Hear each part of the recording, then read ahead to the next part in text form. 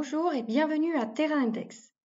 Aujourd'hui, nous allons voir comment préparer rapidement un projet dans Terrain Index. Alors, je viens de créer un nouveau projet.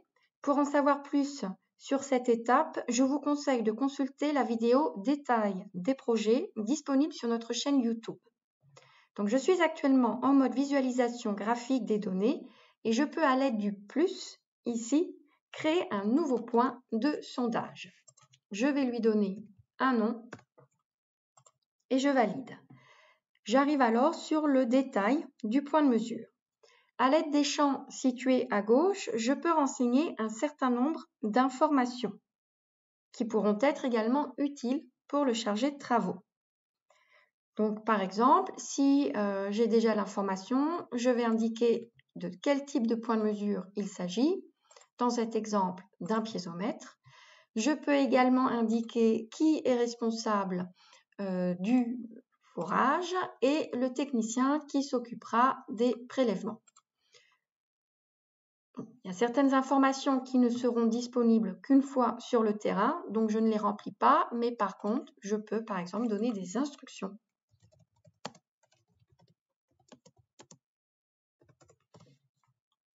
Voilà. Et je peux ainsi procéder point de mesure par point de mesure en cliquant ici sur le plus. Mais si je sais que j'ai affaire à peu près à les mêmes points de mesure, je peux également le dupliquer grâce à l'option ici en bas à droite qui est disponible.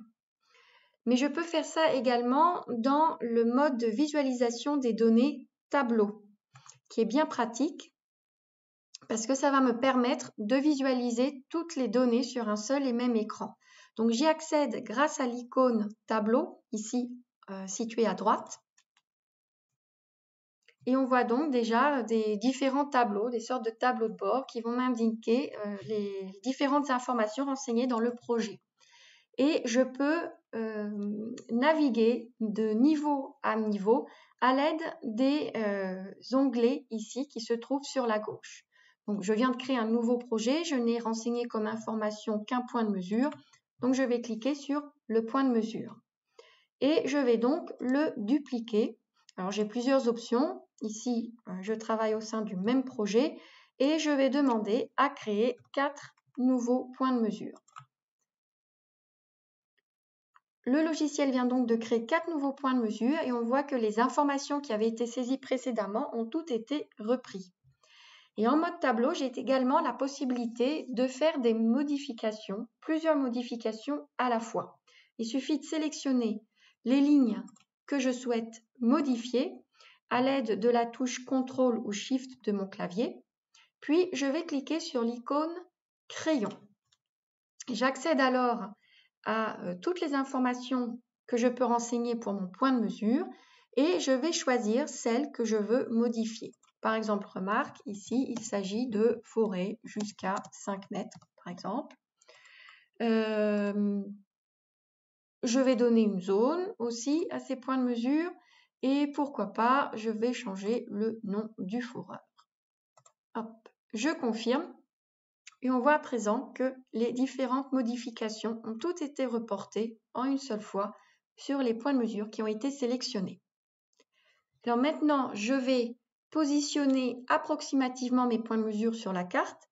Pour cela, je retourne en mode graphique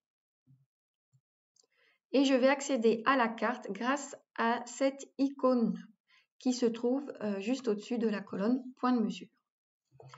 Je vais saisir l'adresse où seront effectués les travaux. Et ce qui est bien pratique, c'est une fois que je clique sur Enter, la carte va zoomer directement sur l'adresse renseignée. Pour positionner mes points de mesure sur la carte, je commence déjà par sélectionner le point de mesure que je veux positionner. On voit ici qu'il est sélectionné grâce au V. Et je vais activer la cible de ma carte en cliquant dessus. Et je vais la relâcher à un endroit de la carte et ainsi mon point de mesure PZ1 vient d'être placé. Pour vérifier, ici, le champ coordonnées a également été renseigné. Donc je peux procéder de la même façon avec les autres points de mesure, les positionner rapidement sur la carte.